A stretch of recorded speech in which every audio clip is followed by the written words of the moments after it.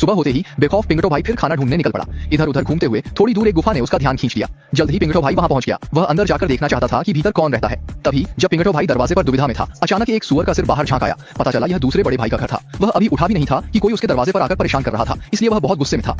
आज चाहे जो भी हो, सामने वाले इस नाटे को तोड़ मरोड़ कर बुरी तरह पीटना है। दूसरे भाई को पता ही नहीं था कि वह कोई साधारण नाटा नहीं, हनी बैजर दुनिया का सबसे निडर जानवर है। कुछ ही दांव पेंच के बाद वारथोक डरकर तुरंत अपने बिल में घुस गया। कहते हैं उस्ताद की कारीगरी हाथ लगते ही दिखती है। अब उसे समझ आया कि सामने वाला नाटा आसानी से काबू में नहीं आएगा, लेकिन वारथोक भी कमजोर नहीं, वे साजो सामान वाले खानदान के हैं, इसलिए इतनी जल्दी हार नहीं मानेंगे।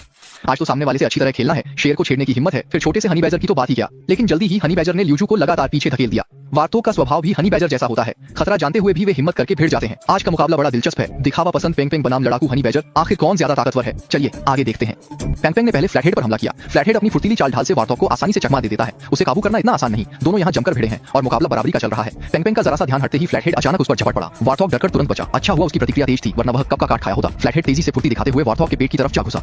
सच में डर है कि कहीं वह दूसरे भाई की बदियाकरण सर्जरी न कर दे। समतल सिर वाले भाई को वारथोक ने सीधे पलटकर जमीन पर गिराया, मगर जल्दी ही उसने पलटवार किया। वह वारथोक के सिर पर चढ़ गया और पागलों की तरह उसे नोच नोच कर काटने लगा। अच्छा हुआ कि वारथोक की प्रतिक्रिया तेज थी। दोनों यहाँ काफी देर से लड़ रहे हैं और अब तक जीत हार साफ नहीं हुई। तभी एक हादसा हुआ। एक और वारथोक अचानक लड़ाई में कूद पड़ा और अब समतल सिर वाले भाई के लिए हालात ठीक नहीं है।